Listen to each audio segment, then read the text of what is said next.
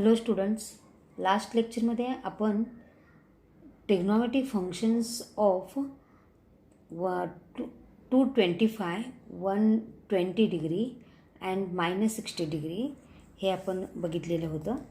आजच्या लेक्चरमध्ये आपण एक्सरसाइज 2.1 स्टार्ट करतो आहे. तर पहिला जो क्वेश्चन आहे तो बघा. Find the trigonometric functions of 0 degree. बघा आपल्याला काय काय विचारले. Find the trigonometric functions of 0 degree, 30 degree, 45 degree, 60, 150, 180 मायनसचे पण आपल्याला विचारलेले आहेत. तर त्यातला आपण फर्स्ट क्वेश्चन बघूया. आता फर्स्ट जो 0 डिग्री आहे तो आपण सुरुवातीला बघितलेला आहे. लक्षात, सुरुवातीला आपण बघा ट्रिग्नोमेट्रिक फंक्शन्स ऑफ 0 डिग्री हे बघितलेलं आहे. त्यामुळे आपण सेकंड जो आहे तो 30 degree, trigonometric functions of 30 degree हे बघूया. तर इथं हे जे आहे सर्कल स्टँडर्ड युनिट सर्कल आहे. एक्स ॲक्सिस, वाय ॲक्सिस, आणि इथं ओ पी जो आहे तो रेडियस 1 असणार आहे, कारण स्टँडर्ड युनिट सर्कल असल्यामुळे इथे रेडियस 1 आहे. P M perpendicular to X axis.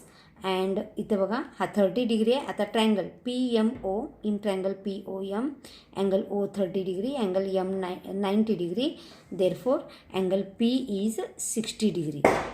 and therefore triangle PMO is 30, 60, 90 degree triangle, and therefore side opposite to 30 degree and side opposite to 60 degree हे आपण पहिल्यांदा काढूया. therefore angle major angle XOP equal to 30 degree. बघा major angle XOP equal to 30 degree. Its terminal arm same आपण अगोदर example बघितलेलं आहे. तर its terminal arm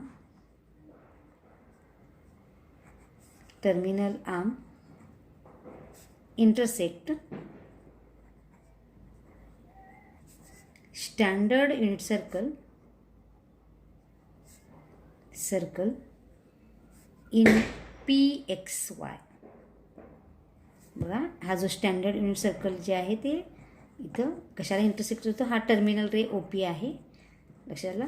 it's terminal arm intersect standard unit circle in PXY. PM is perpendicular to X axis. Therefore triangle PMO is 30 degree, 60 degree, 90 degree triangle.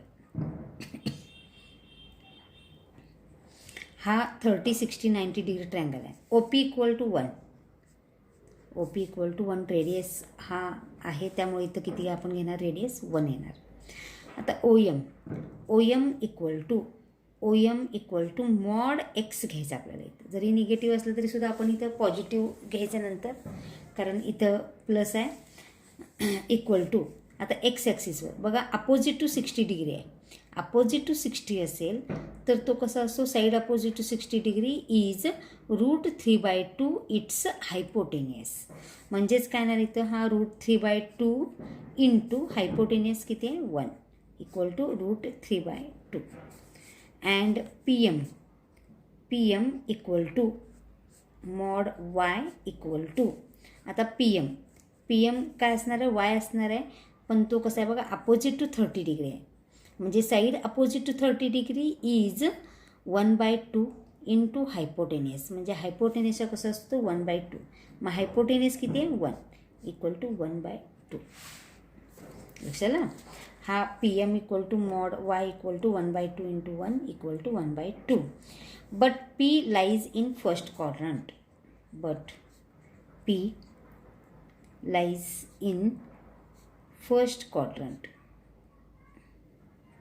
आता P हा first क्वाड्रंटमध्ये असेल तर X आणि Y दोन्हीही कसे असतात, पॉझिटिव्ह असतात. त्यामुळे X greater than 0 and Y greater than 0. लक्षात आलं. हे दोन्हीही पॉझिटिव्ह येणार. And therefore OM equal to √3/2 equal to X and PM equal to y equal to 1/2. And therefore OM एक्सची व्हॅल्यू आपल्याला किती मिळाली तर √3/2, वायची व्हॅल्यू किती मिळाली तर 1/2. And therefore by definitions sin 30 equal to y equal to 1/2. बघा sin 30 y equal to, similarly cos 30 equal to x equal to, standard unit circle असल्यामुळे आपण r काढलेलं नाही आहे इथं. इथं बघा cos 30 equal to x equal to √3/2. and tan 30 equal to y upon x equal to, आता इथे बघा 1/2 डिवायडेड बाय √3/2, टू कॅन्सल होईल 1/√3. आता यांचे रेसिप्रोकल्स आपण इकडे बघूया. साईनचा reciprocal cosec 30 equal to 1/y. 1/y म्हणजेच किती येणार इथं 1/2 आहे, इथं 2/1. लक्षात आलं. सेम आपण कॉसचा रेसिप्रोकल बघूया. सेक 30 इक्वल टू एक्स आहे तिथं 1/x. आता इथं √3/2 आहे, याचा रेसिप्रोकल घ्या 2/√3. सेम आपण tan 30चा reciprocal cot 30 equal to y/x.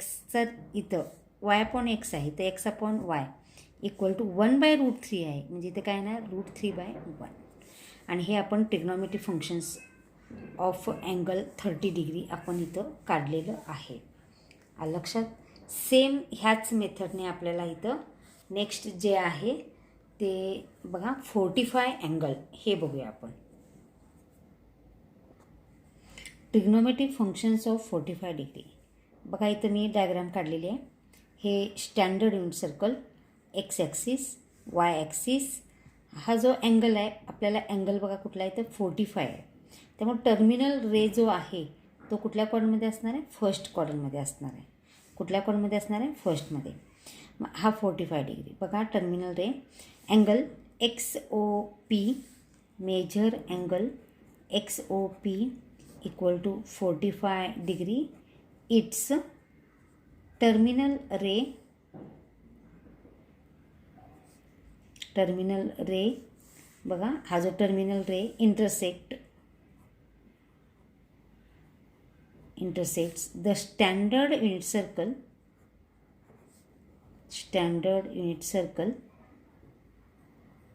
in PXY.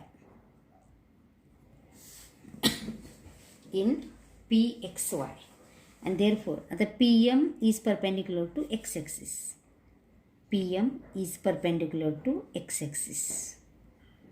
And therefore आता इथे बघा हा जो 45 इथला 90 म्हणजे इथला जो अँगल आहे तो किती असणार आहे 45 डिग्री.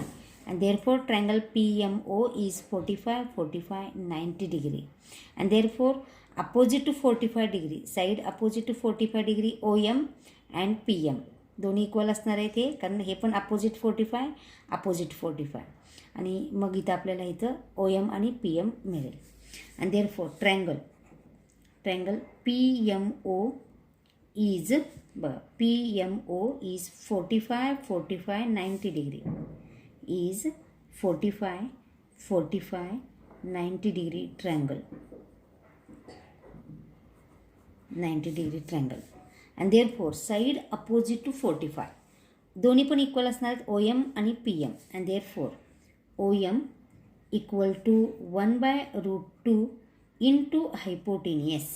बघा इथं हा रेडियस 1 आहे. इथं साईड अपोजिट टू 45, मग तुम्ही ही साईड घ्या किंवा ही साईड घ्या, दोन्ही इक्वल असणार आहेत.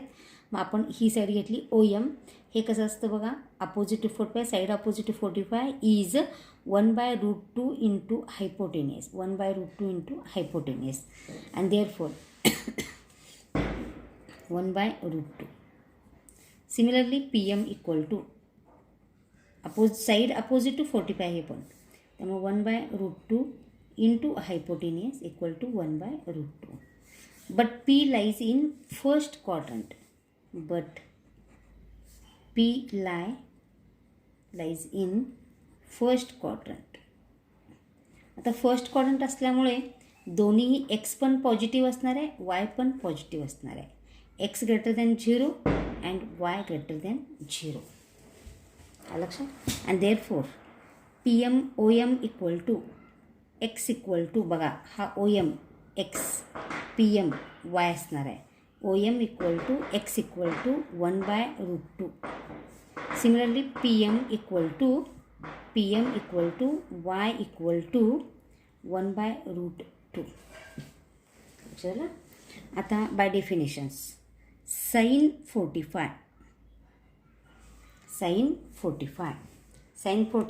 काय येणार बघा आता इथं. हे बघा आता साईन, इथं आपल्याला अँगल ह्याचे ट्रिग्नोमेट्रिक फंक्शन्स काढायचे. Sine 45 degree equal to Y equal to 1/√2. Cos 45 equal to X equal to 1/√2. X equal to, बघा एक्सची व्हॅल्यू पण 1/√2 आहे. Tan 45 Y upon x